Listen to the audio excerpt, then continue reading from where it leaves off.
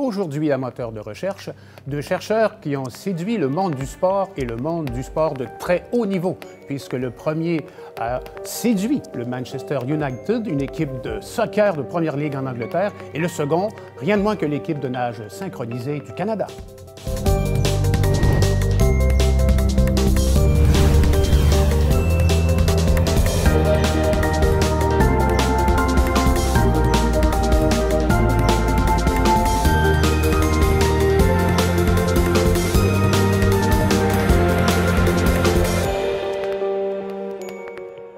Bienvenue à cette troisième saison de Moteur de recherche. Je suis Louis Belzile et j'aurai le plaisir d'animer pour vous cette émission pleine d'intelligence et de curiosité qui explore le domaine de la recherche qui se fait à l'Université de Montréal. Moteur de recherche accueille aujourd'hui M. Michael Begon. Bienvenue sur ce plateau, M. Begon. Vous êtes professeur au département de kinésiologie de l'Université de Montréal. Tout à fait. Et dans un premier temps, M. Jocelyn Faubert. Bienvenue sur ce plateau, M. Faubert. Vous êtes chercheur et professeur à l'École d'optométrie de l'Université de Montréal.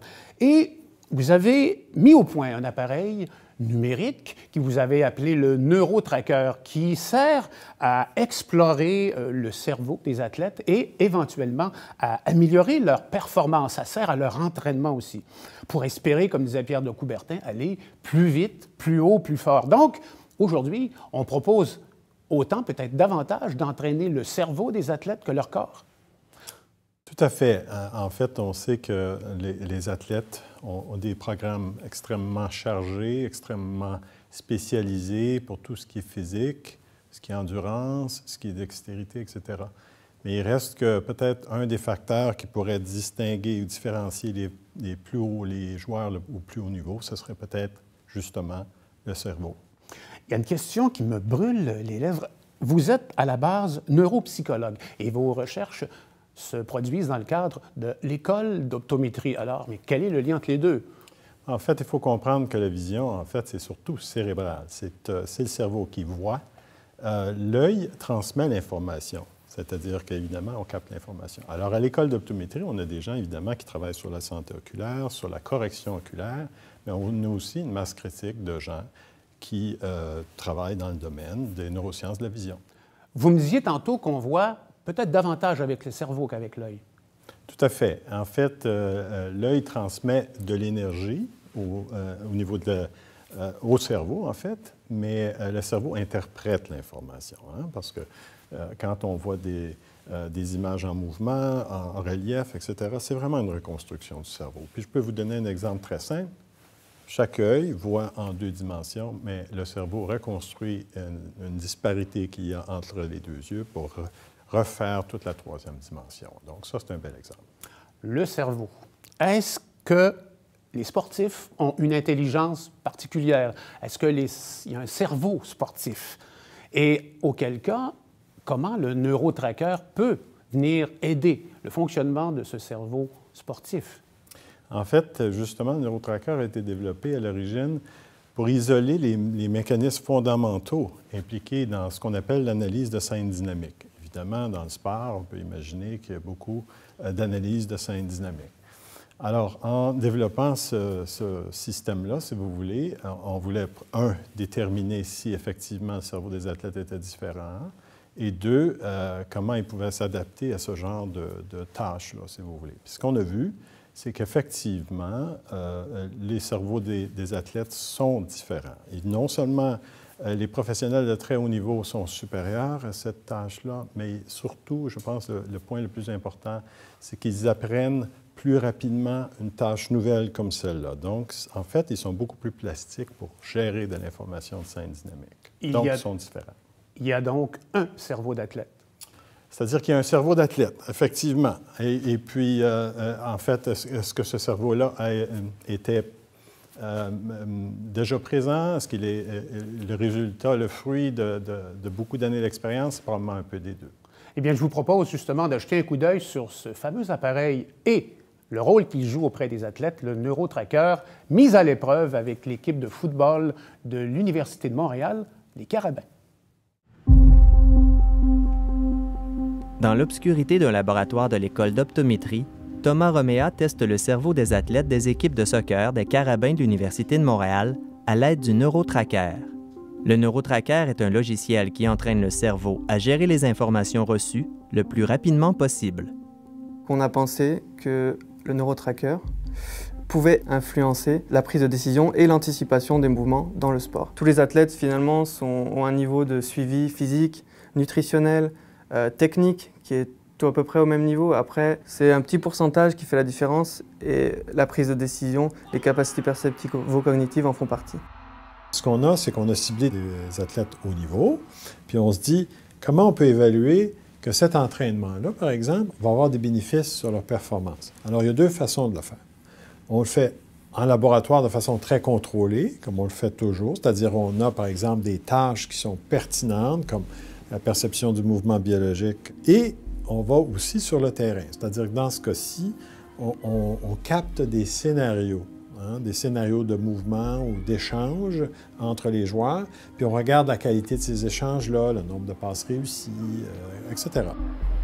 L'étudiant a réparti les athlètes en différents groupes, dont celui qui nous intéresse, le groupe expérimental. Le principe est simple. 8 balles jaunes apparaissent à l'écran. 4 d'entre elles sont ciblées. Puis, les 8 balles sont en mouvement dans tous les sens. Le sujet doit suivre les 4 balles ciblées parmi les autres et les retrouver lorsque l'image s'arrête. Puis ça va de plus en plus rapidement si la personne réussit. Donc, à chaque fois qu'elle réussit, ça va plus vite. Si elle fausse, elle fait une erreur, ça diminue. Fait qu'on arrive à ajuster le niveau de vitesse, mais juste seulement que de traitement. C'est pas du temps de réaction, ça. C'est vraiment le traitement de l'information. La rapidité avec laquelle votre cerveau est capable de gérer l'information. Plusieurs autres tests ont également été effectués pour lesquels l'analyse des résultats est en cours. Ce que j'ai pour le moment, c'est que nos athlètes entraînés, donc des carabins entraînés au neurotracker, on voit que dès le départ, initialement, ils semblent plus forts que des non-athlètes, donc suivi de toutes ces cibles, et leur apprentissage est plus fort aussi. C'est pour ça qu'on a décidé d'établir un protocole où on a une partie donc, de l'entraînement qui est fait, qui est mesuré en laboratoire, une autre partie qui est mesurée directement sur le terrain. On s'attend évidemment à une amélioration, en tout cas on espère avoir une amélioration de la prise de décision, et si c'était le cas, ça serait vraiment une avancée majeure là, pour le sport.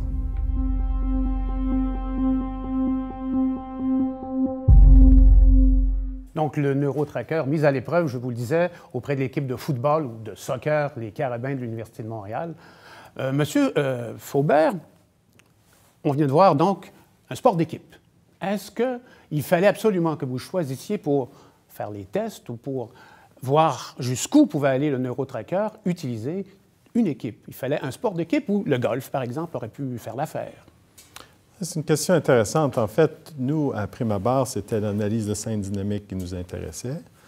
Mais ce qu'on a découvert, en fait, même dans le processus de validation, parce qu'il faut comprendre qu'il y a eu tout un processus de validation sur le terrain avec des fédérations, comme la Fédération française de rugby ou Centre olympique, comme à Barcelone. Et puis là, on a eu la chance d'évaluer des athlètes qui n'étaient pas des athlètes d'équipe. Par exemple, on avait entraîné des joueurs de tennis. On avait regardé aussi l'impact sur des spécialistes au taekwondo, qui est aussi un sport olympique. Et on avait vu à peu près le même genre de résultats. Donc, est-ce qu'on peut l'utiliser pour des sports individuels? Moi, je dirais que oui, parce qu'il faut comprendre que l'idée, c'est que ça travaille sur différents aspects de l'attention du système. Et puis, l'attention est fondamentale dans tout le sport. Alors, on parle de focus, on parle de maintenir son attention, de voir tous les éléments importants dans un contexte spécifique. Donc, c'est vrai aussi pour les sports individuels. Pour le golf, on parlerait plutôt d'une concentration et de garder son focus pendant qu'il peut y avoir des phénomènes qui sont distrayants autour d'eux. Donc, je pense qu'il y a du potentiel, mais évidemment, c'est vraiment orienté vers un sport d'équipe. Est-ce qu'on peut se dire que le sport collectif, comme le soccer ou le rugby, par exemple, comporte, en tout cas moins sur une base théorique, plus de possibles quand on parle de mouvement dynamique, parce qu'il y a plus de joueurs que le golf ou les quilles, mettons?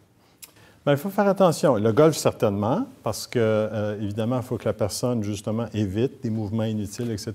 L'objet lui-même est très, très stable.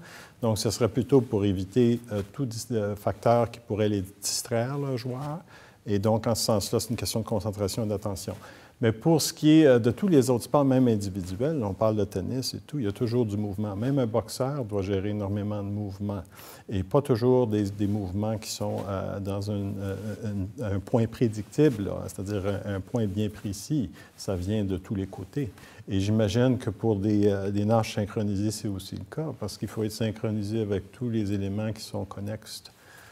Tous les gens qui sont autour de nous. Donc, il faut être à l'affût de ce qui se passe. Dans le fond, vous me dites que c'est parce qu'il y a beaucoup d'informations à gérer par individu lorsque le dit individu se retrouve au milieu d'une équipe, la sienne et l'équipe adverse. Il y a beaucoup d'informations à gérer, c'est pour ça. C'est peut-être pour ça aussi que vous avez choisi de travailler avec les carabins qu'on vient de voir à l'écran tout à l'heure. Oui, les carabins, c'était très intéressant parce qu'on avait fait un certain nombre de validations sur le terrain avec des équipes professionnelles. Lesquelles, par exemple? On a mentionné Manchester. Oui, mais Manchester. On a travaillé avec le Stade Toulousain, par exemple, qui était champion européen au rugby. On a travaillé aussi avec les Canucks de Vancouver. On est avec les New England Patriots. On est aussi avec les forces élites aux États-Unis au niveau des militaires.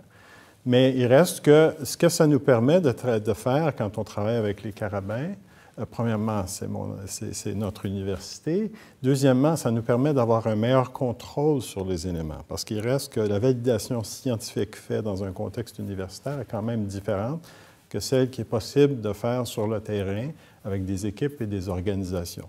Donc, ça nous permet d'avoir de bons contrôles avec une bonne collaboration avec les carabins.